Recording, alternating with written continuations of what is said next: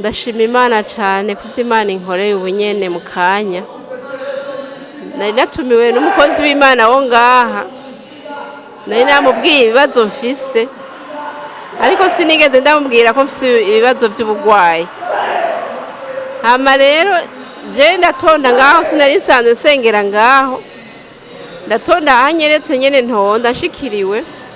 Niho ninjiye nyene ku mukozi w'Imana ngo nsengere.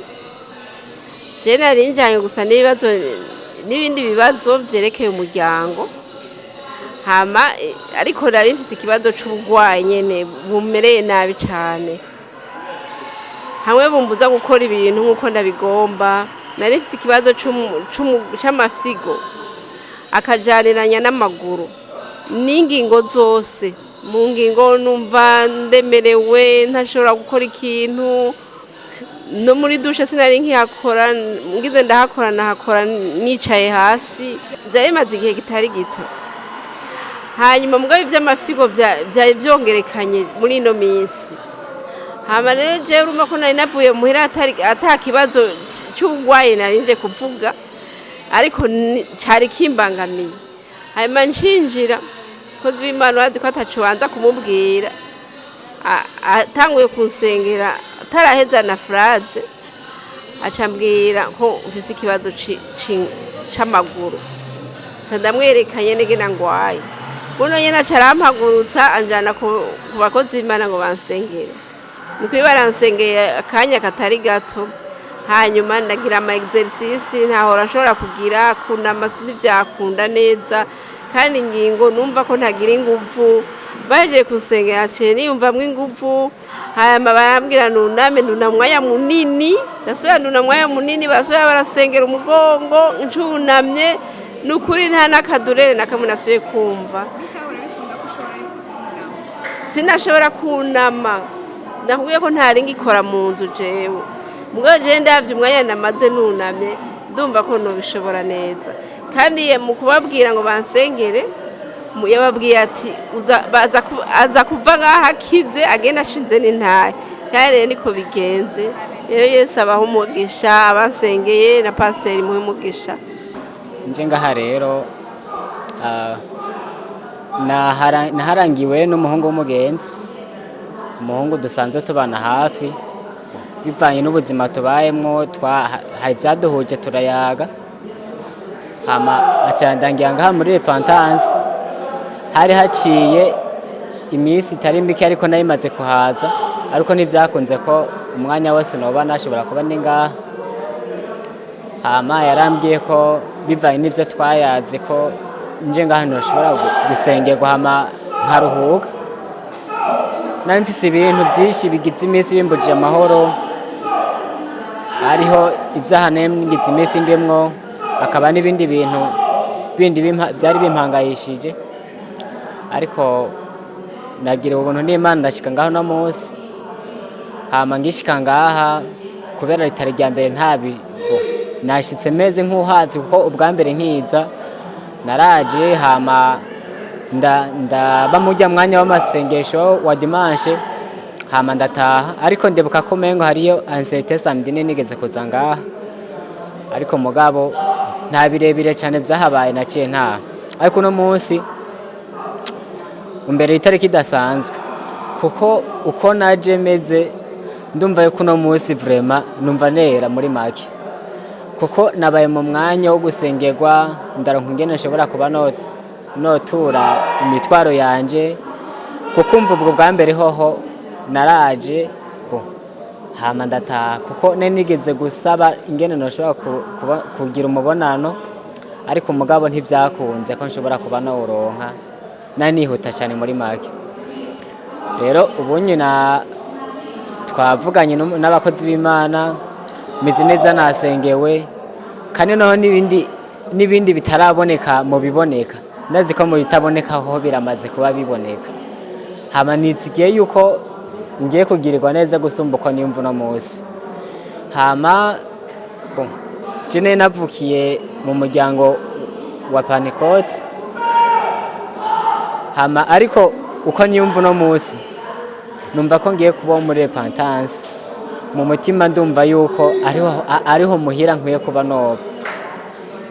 Ubundi meze neza, ubundi numva nishimye, nifuza ahantu kuzohaba umwanya wanje wose n'umutima wanje wose. Nuko niyumva meze neza cyane. Yego, ikintu nobwira abantu bataramenya no shingiro rya repentance, nukuri barakwiye kumenya yuko hari handi hantu hari umwami w'ubwiza kandi ashobora kuba yobaruhura mu bihe biba bitandukanye baba barimwo. Uko maze kubibona ni nko kwa muganga hasomba ahandi, umuntu ashobora kwakira umutima akakirira n'indwara atarinze kuja muri barya abantu b'abaganga dusanzwe tuzi. Maze kumva intaye nyinshi cyane zanyubatse umutima, kandi n'umwanya namaze ngaha turiko turaraba amavideo y'abantu bagiye bagirirwa neza, ndumva yuko ari ahantu ho kuba, ni ahantu ho kuba vraiment. Yego. Murakoze. Imana yankoreye ibitangaza bikomeye cyane. Jewe aha hantu nahamenye ngwaye mbabaye cyane, ariko hagira ubunyiyumvira akavuga ati we kubw'ikibazo cyawe hariho ahantu basenga kandi bagusengera ugakira ugatabagwa. Hama ndahashitse baransengera, ndabonana n'umwungere, hama ndaza abasenzi baransengera, bansengeye banyoburiza kuguma nza mu nyigisho za deliverance. Izo nyigisho za deliverance narazikurikiranye, ukwezi kurahera. Hama hagere kugirirwa deliverance ya nyuma, kurya kuntu bavuga ati message y'umugisha, ndi ngaha mu nyigisho nyene hari ku munsi wa kane, nca ndonka message y'umugisha ivuga ati waronsa akazi, hariho ahantu woza gukorera. Rero ako kazi hari ku munsi wa kane, byasaba ko ku munsi wa Mungu nca manuka kwako kazi. Ntivyabaye bigikunda ko manuka kwako kazi, nca ngenda ku wa mbere kwako kazi. Mugabo muzo nyigisho nazamwo nkaba nari mfise n'umutwaro nazana wa mama yaragwaye, yararemvye cyane, baransengera, hama mama nawe bakamusengera. Ariko mama kuko yaragwaye bikomeye cyane, mama yari impumyi, ntiyabona kandi ntiyumva, nta kuntu mama twari kumushikana ngaha kugira bamukurikirane. Rero nca mvuga ati jewe ku mugishingo cya mama reka ndamubere mu gishingo ciwe, nibamusengera nanje nizeye mama arakira kandi nanje ngatabagwa. Hama mama haragera igihe arava mu mubiri, avuye mu mubiri, ariko turabona kweri ko urufu afuye atari urwabo mu mubiri nyene, turabona ko Imana yamwakiriye nyene mu vyayo. Hama avuye mu mubiri niyo message yacinshikira, twe nabandanije izo nyigisho za deliverance, niho naca mbona message vuga yuko nogenda ahantu ku kazi. Rero nca ndagenda kwako kazi, ako kazi ndakagiyeko, mvuga ati Mana wibuke irya message y'aka kazi nayironkeye ku gicaniro cyawe, sinari gusiba, ariko izi nyigisho ndazibandanya naho tutari kumwe, ndazibandanya. Hama ako kazi ndakabamo, ndavuga ati jewe Imana yakoze kunyiyumvirako kuba nari mpeze zishure nkaguma mba hafi ya mama gwaye. Hama Imana igaca indonsa naho nohagarara, Imana nishimye. Rero izo nyigisho kubera twazanana na mwene wacu, ndamubwira ukuntu bimeze, hageze deliverance ya nyuma kuko yagira igere, wewe uzombere hafi. Ico Imana yakoze, ico Imana yankoreye ico gihe, jewe nkigenda kwako kazi ntivyari vyoroshe. Narashitseyo nsanga Imana yankoreye igitangaza, impereye akazi ku gicaniro ca repentance. Ahantu injana ku gicaniro ca repentance nyene, yashatse kungumiza ku gicaniro cayo, icinshira ahantu hegereye igicaniro ca repentance kwijabe. Rero naza gukorera ibikorwa vy'Imana kwijabe, niho nasengera. Ngiye gusenga nkagenda bagansengera, ndashikirwa n'ikibazo, ndagwara. Ico gihe igitangaza Imana yankoreye, ndabona inzozi mwijoro vy'ibitero vyandondera. Hari ukuntu nari nararonse nimero kuri telefone z'iradio ku gicaniro, ndatelefona umukozi waho aca aransengera, ansengeye ivyo bitero vy'inzozi birahera.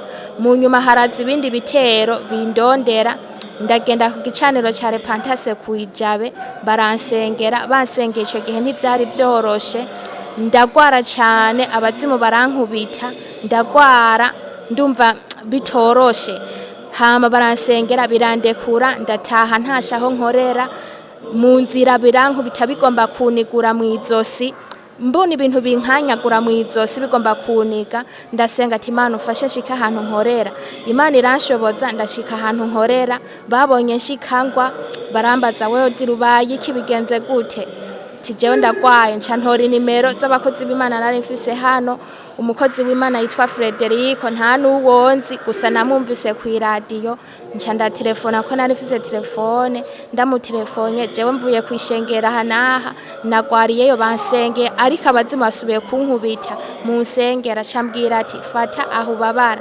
ndafata ku izosi kuko vyagomba kuniga mu izosi aransengera gushika naho bindekuriye aravuga ati wabo hose tiwakize tego none uvyumva gute tijewe numva ari sawa ico gihe n'ukuri ndashima Imana yarakoze cyane yarantabaye jewe yahataba kubwiki gicaniro ca Repentance ivyanje sinzi iyo vyari guherera numva noshimira cyane abakozi b'Imana bambaye hafi n'uwo mukozi w'Imana Frederic aha turiko tuvugana ubusinzi ngameze uku si nta nuwonzi ariko yarambaye hafi mu isengesho naramutabaza gacansengera numva noshimira Imana cyane ikindi naco noshimira Imana cyane uno musi naje ariko ntivyari vyoroshe narinje kwishure ishure ry'umuga bashavuga vyasaba ko dukora ikibazo ku musi wejo bashabavuga ko ikibazo bagikoze jewe bansibije ikibazo bagikoze rero camvuga ati Imana yankoreye gitangaza ikiranyemerera gushika hano hantu